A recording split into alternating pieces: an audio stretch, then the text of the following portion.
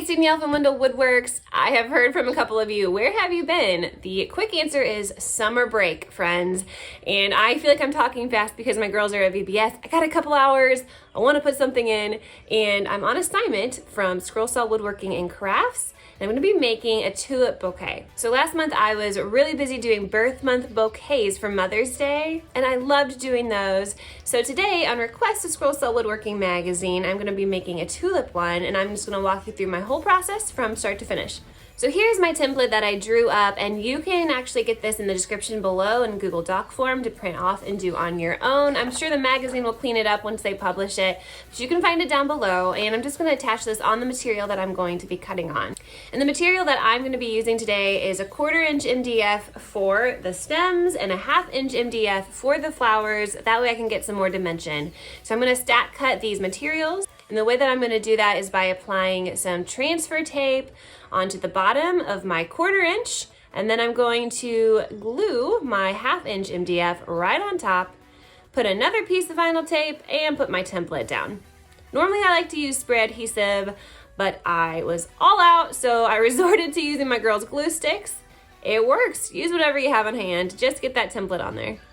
So the spray adhesive would have held these pieces together, but the glue stick was not holding very well. These pieces wanted to slide. So I'm just giving it a little extra security by wrapping some masking tape around the top and the bottom, and I can still see my lines through it. So now it's secure and we're good to go. I'm going to be starting off with the number 5 modified geometry blade from Bear Woods. You can find a link to those in the description. They're my favorite go-tos. And what I like to do is start with the stems, and even though you have all of these lines, I like to cut the stems all as one piece. You don't have to do that. Actually, I might cut this one separately just to, make it a little easier to create the dimension. But for the most part, like these little guys down here, I'm just going to keep as one piece, and then we'll create those lines later with the Dremel. As I cut, I'll transfer the pieces over here. I've got a spare template just to kind of keep track of the pieces, so I don't need to number them or anything like that. So I'm going to start with this stem, hop up, do this one, then I can discard this bottom layer and just finish out the petals with only the 1/2 inch MDF. And here's a sincere sales pitch for you. If you're thinking, how does she make it look so easy to cut? I have to be honest and say that my saw, the Pegas, gets most of the credit. I've been scrolling for years and I started out using much cheaper saws, so it's not impossible to cut well with those, but this saw can really make even a beginner look like an expert. I've had my Pegas for nearly 2 years now, and with a good blade, it has been smooth sailing for me every time. The other saws gave me issues with tension constantly that would take me much longer to get through a project, and it just made it harder to cut straight. The Pegas truly makes it so much easier, and I have not regretted the money that I spent for it a single minute since I've had it.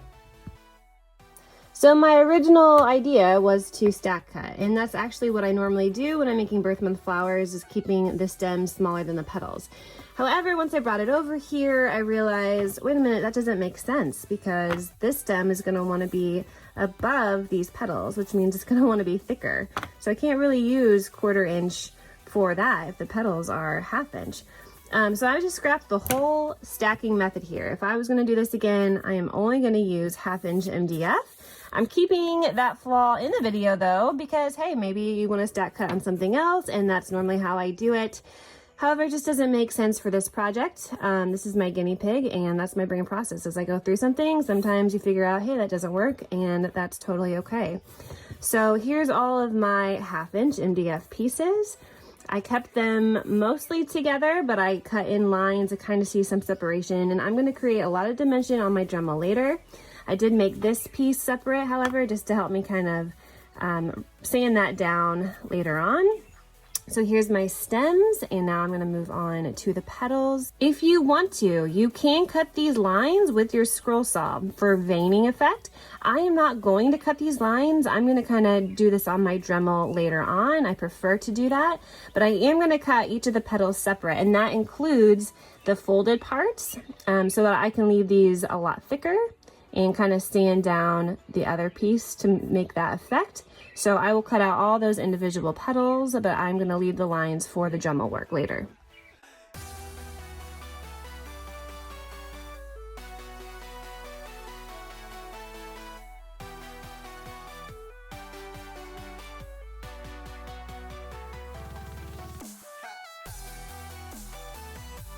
So here are all the pieces that I have cut, and I laid it on a template so I can kind of look at this for guidance while I'm shaping it. Everybody has their own method when it comes to shaping, and there's a lot of different tools out there and a lot of different bits. But I feel like the easiest one for me, and the one I love to use because it's so versatile, is just a sanding disc. And I've got it on this Dremel shaft, which just makes it lighter to handle, which is connected to my big Dremel, covered in dust over here. So I'm going to take this for the start. I'm going to do all the sides. I'm also going to use it to create the lines. I'll probably do 95% with just a sanding disc, and I'll try to do it in slow real time for you a little bit, just so you can kind of see the technique that I use. Of course, there's a ton of different bits you can use and to experiment to do it differently, but this is how I like to do it. And I'm also going to set up this dust hose nearby, just so while I'm sanding, it'll kind of suck a lot of that dust in with it to keep it a little bit cleaner up here.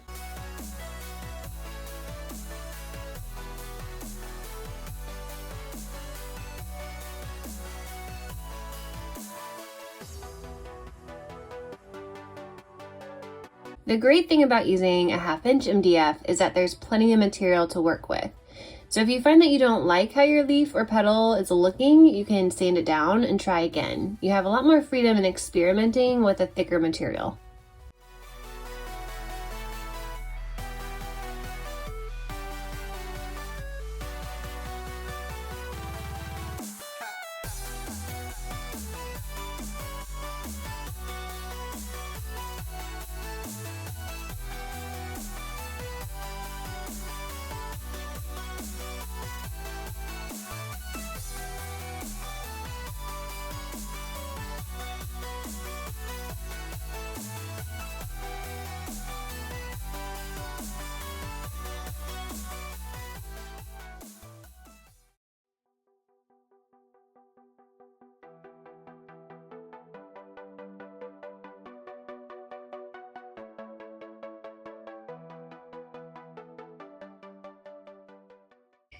All right, so that was with my 6C Grit disc sander, and this is what I've come up with so far.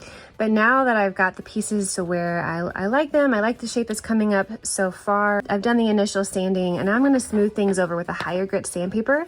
And I can do that with either my micro zip sander or just with like a sheet of 250 that I have over here, just to kind of smooth out the edges and make it look nice until I like the overall appearance of these tulips. All right, so I finished the sanding, I blew all the dust off, and now I've got it down on a piece of scrap wood, and I put some masking tape on the bottom just to hold the pieces together while I spray paint.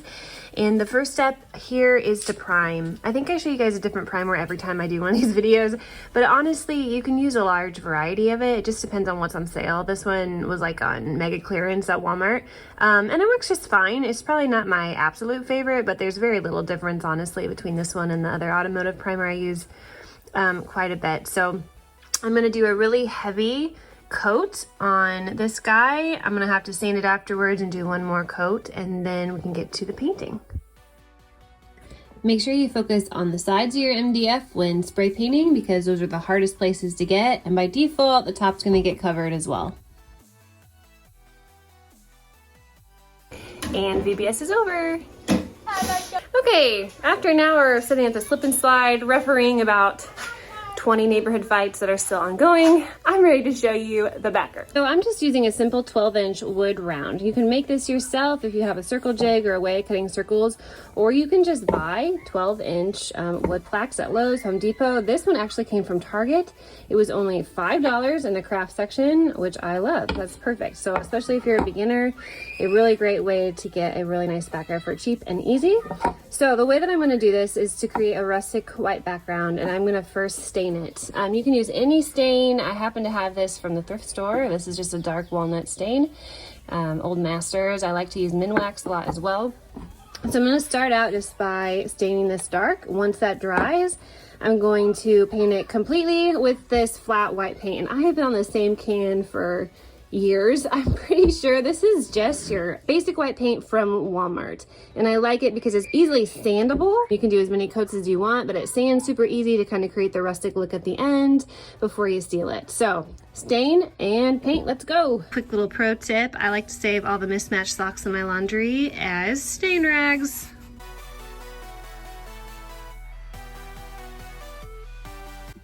All right, now in order to give it a rustic look, I'm just going to sand the edges, sand the whole piece, kind of harder in some sections than in others, until you can start to see the stain through the white paint in various sections. All right, after the first layer of primer, you can see where it kind of bubbled a little bit here. So I'm gonna go ahead and do some sanding. I've got my micro zip and I've got a 180 sandpaper where I'm just gonna smooth out the bubbles. If there's any other rough parts, smooth them out. Maybe make the edges a little bit smooth. Now that I've sanded, I'm gonna do one more layer of primer so that I can make sure these edges are completely coated. You can see where you can still see the MDF through the primer. And that means it needs one more coat until it's completely covered so that it's ready for the spray paint. And now that the pieces are primed and ready, I'm gonna show you a couple different ways to paint. On the petals, I'm gonna start with a spray paint base. And then once the spray paint is dry, I'm gonna bring it up here where I can do a really pretty blending with acrylics. The stems, however, I'm going to completely paint by hand. Acrylics, though, don't always give you a very good coverage. So an alternative, especially if you're wanting a color that you can't find in spray paint, is to use some of these sample paints from Home Depot and from Lowe's. You can pick out the very specific colors that you want, even if you're color matching, and these cover really well. So I have a couple shades of green that I like to use, and I'm gonna go ahead and hand paint the stems, and we'll get this looking real pretty. If it was up to me and I had creative license, I would probably do them all in the same base color. However, I was asked to do all different colors for these. So I've got this tulip field color from Rust-Oleum, which is really pretty. I had a magenta and I have this yellow, which I'm hoping still works. It's clearly been on the shelf for a while. Give it a good shake. And I'm gonna give each one this base. Now when I'm coloring with the spray paint, it's gonna be a much lighter hand than with the primer. It shouldn't take very much to coat it completely and to make it smooth and pretty.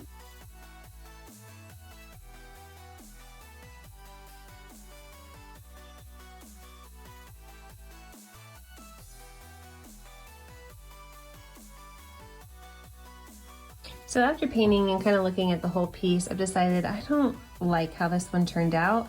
And the good news is you can just spray paint over it as it is and redo it. So I'm gonna take this back downstairs. Because the backer is white, I don't wanna do a white spray paint, but I think I have like a beige color or an ivory that I'm gonna spray, and maybe bring in some yellow afterwards with acrylic just to soften up the piece as a whole.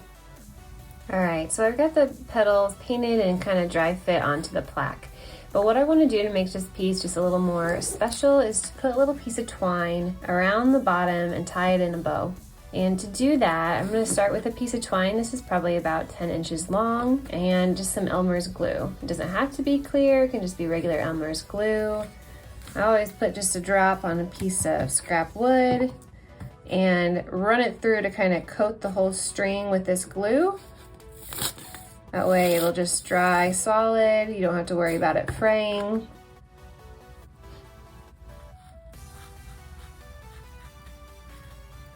All right, so now I've got this glued up piece.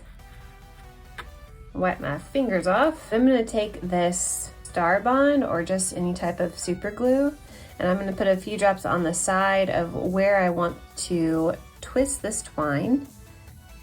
So some here and some here. Maybe a drop on top. All right, I'm gonna start with a few inches of twine on the side, and I'm just gonna wrap it around and around and around. All right. And we're gonna end by tying it in a bow.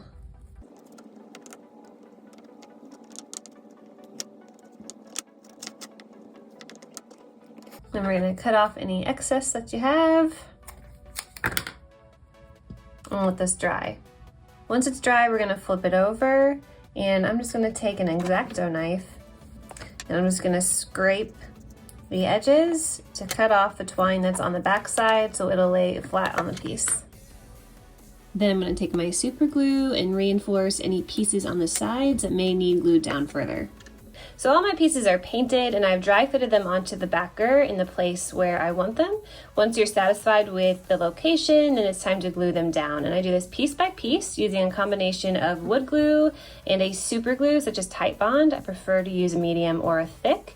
This creates a very quick bond, and the wood glue is good for a long-term hold. This is actually a melamine wood glue. It's more specific to MDF. You don't have to use this kind. Any regular wood glue will work.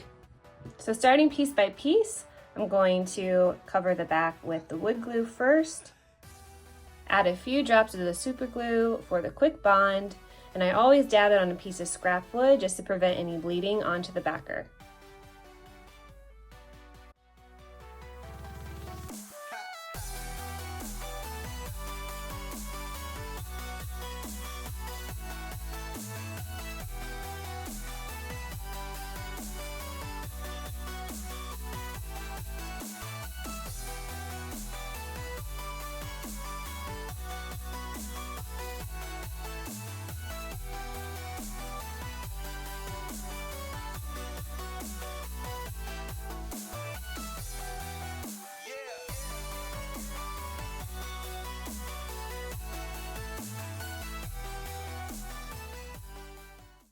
And the final step here is to give it a really good top coat. I like to use a satin clear enamel from Rust-Oleum. And even if you leaked a little bit of super glue, this will cover up and make all of the shine even out for you at the end. And because I am who I am, I want to point out something that I messed up on just so you can avoid it when you do one similar. I don't know if you can see this very well, but my stem is higher than my petals, and I'm really mad at myself that I didn't see that before I painted, because ideally I would have sanded those stems down lower so that they were deeper like this one to give that more dimension. So I think in my rush to try to complete things, I kind of left out some details that I really should have added just to make it a more dramatic, dimensional piece. So next time I will double check my sanding before I finish it. All right, now to top coat.